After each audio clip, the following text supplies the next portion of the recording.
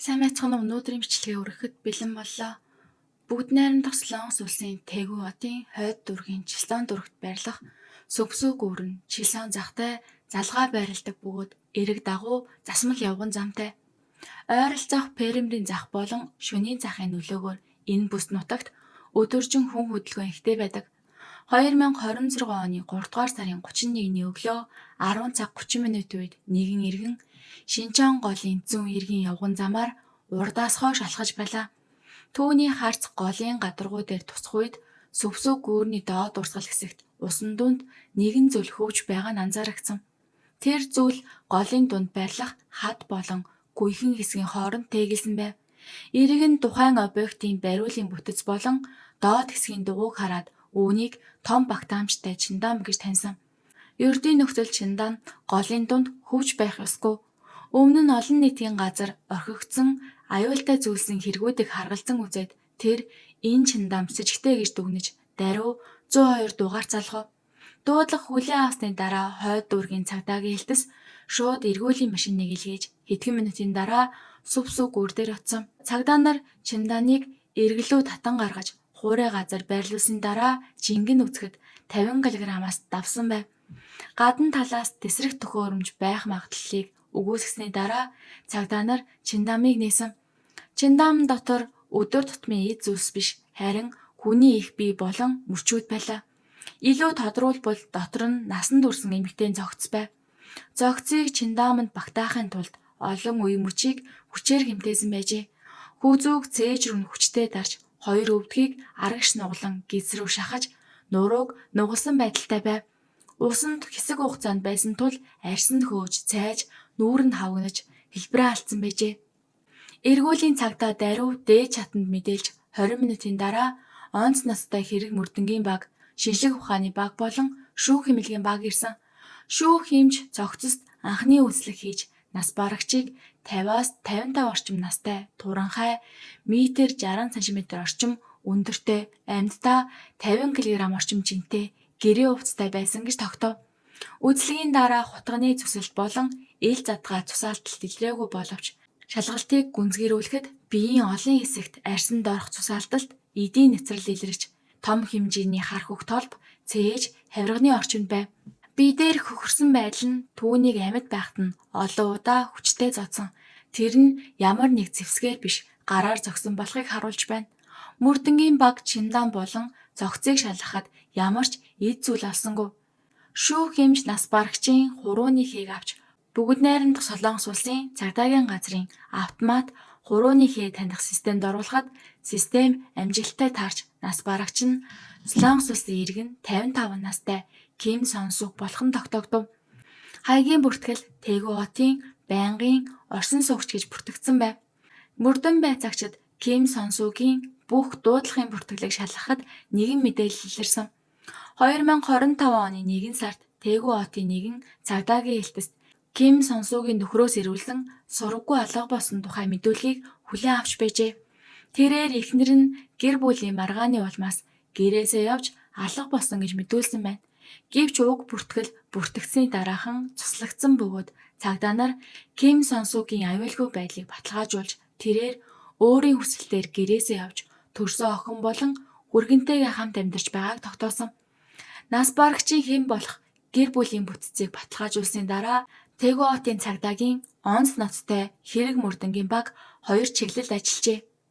Нэгдүгээр чиглэл нь Ким Сонсугийн охины оршин суугаа газар болон нийгмийн харилцааг шалгах. Охин Чай тухайн үед 26 настай, хүргэн Чу Жэбуг 27 настай. Тэд өнгөрсөн оны 9 сард гэрлэж одоо Тэгүү хотын төв дүүрэгт байрлах хагас бодолд нэг өрөө байр түрээслэн амьдарч байв. Энэ бүс нь хуучин хотын дахин төлөлтийн бүсэд хамаарах бөгөөд барилга ихтэй гудамж нарийн дуу тусгаарлалт муу ихэвчлэн гадаад иргэд болон бага орлоготой хүмүүс төвлөрдөг газар юм. Хоёр дахь цагдаагийн баг нь хэрэг гарсан өдөр юу болсон тэд яг хаагур явсныг мөрөөр нь сэргээж эхэлсэн. Зогцыг 3 дугаар сарын 31-ний өглөө олсон боловч шүүх хэмж биеийн температур болон ялзарлын түвшинд үндэслэн нэгэн чухал дүгнэлт хийсэн. Ойролцоогоор 10 хоногийн өмнө нас барсан байна. Цагдаа нар голын усны урсгалыг тооцоолж үзэхэд 50 кг хүн Чиндан холоос урсаж ирэх боломжгүй байсан. Тиймээс энэ чимдааныг сүвсүү гүүрний ойролцоо дээд урсгалын хэсэгт хайсан тодорхой болжээ. 10 гаруй хоногийн өмнө нас барсан зогц хайсан газар ойрхон гэсэн хоёр дүгнэлтэд үндэслэн цагдаа нар сүвсүү гүүр орчмын 3 км радиуст 3 дугаар сарын 31-ээс өмнөх 15 хоногийн камерын бичлэгийг шалгасан. 2026 оны 3 дугаар сарын 18-ны өглөө 11 цаг 30 минутаас 12 цагийн хооронд камерын бичлэгт Чилсан дунгийн нэгэн хөл хөдөлгөөнтэй гудамжинд 2 залуу гарч ирсэн. Урд нь бараа өнгийн бейсбол малгай, амны хаалттай, бараа өнгийн хөрөмтэй эрэгтэй. Араас нь 2-оос 3 метрийн зайд ижил төрлийн цамц сул өмд таавчгтай эмэгтэй дагаж явж байв. Урд яваа эрэгтэй баруун гараараа саарал чиндамны бариулыг чанга атгсан байлаа. Улаан гэрэл дээр зогсох хугацаанд тэр бариулыг огт тавиагүй. Ногоон гэрэл асмагц тэд гарцаар гарч дараа нь газар доорх гарцаар орж Шинчаан голын эргийн зүг явсан. Энэ бүх хугацаанд тэд бие биедээ хүрээгүй, огт ярилцаагүй бөгөөд хөдөлгөөний чиглэл нь тодорхой зорилготой байв. Мөрдөн байцаагчид зам дагуух бүх камерын бичлэгийг нэгтгэн тэдний хөдөлгөөнийг сэргээсэн.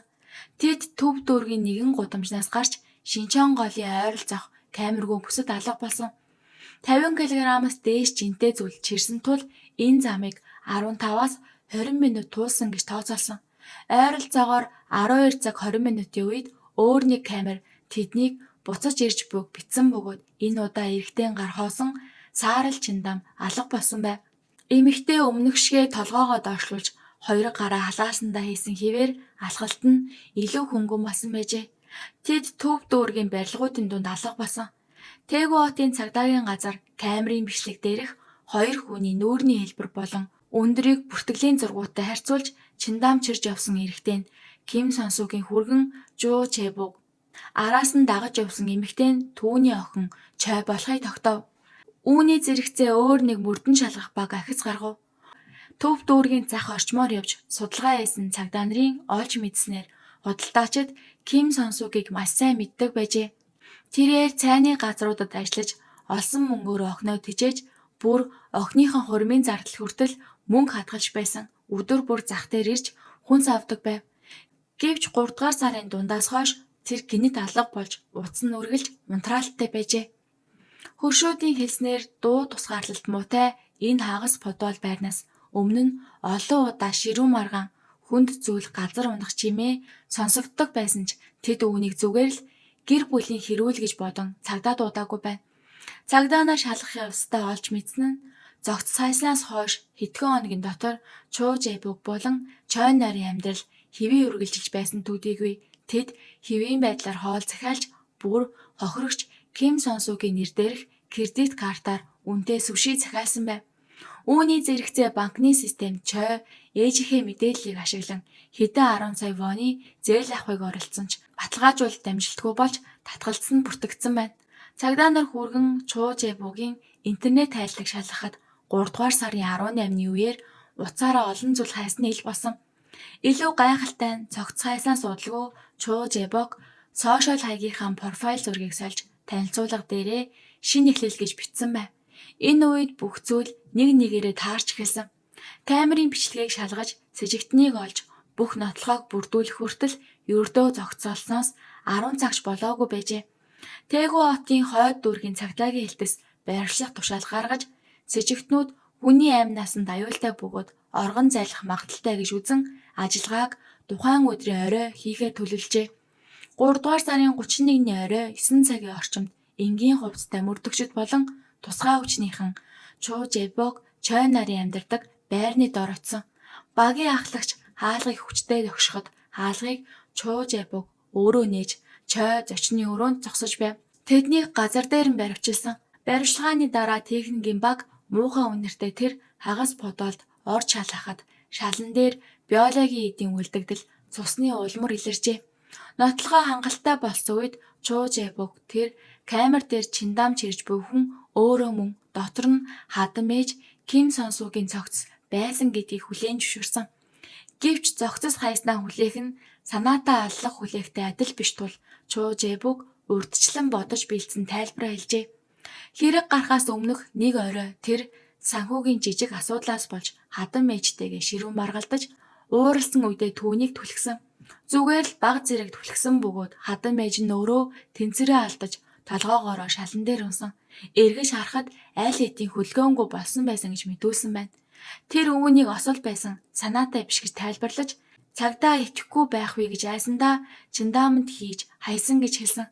Ингэж хэлснээрээ тэр санаатай аллах биш зүгээр л санамсаргүй болсон хэрэг болгож харагдуулахыг оролджээ. Яг энэ үед мөрдөнгийн төвд шүүх эмчийн анхан шатны задлан шинжилгээний дүгнэлт ирсэн. Дүгнэлтээр Ким Сонсугийн үхлийн шалтгаан нь толгоогоороо унснаас биш харин гадаад хүчний улмаас олон гэмтэл авч нас барсан гэж тогтоогдов.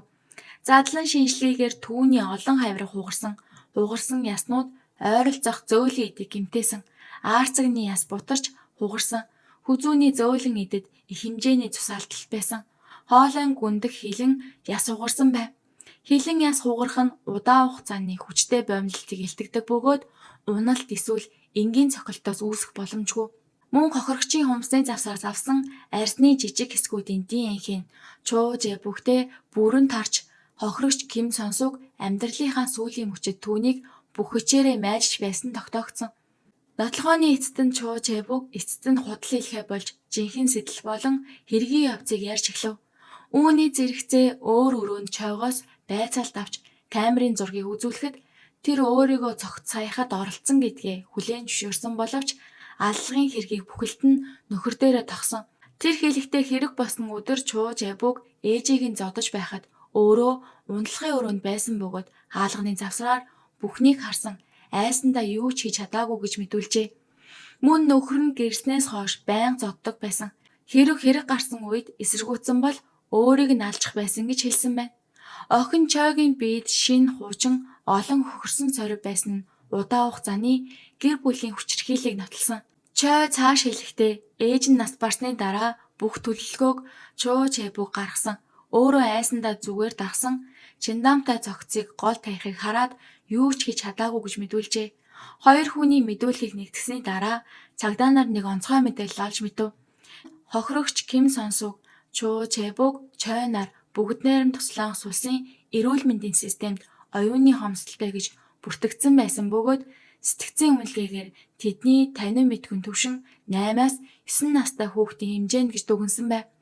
Гэвч мөрдөгчд болон гэмт хэргийн сэтгэл судлаачид байцаалтын бичлэгийг үзээд эсрэг дүгнэлт хийж тэдний яриа логиктэй ойлгомжтой өөрсдийн ашиг сонирхлыг хамгаалах чадвартай байсан.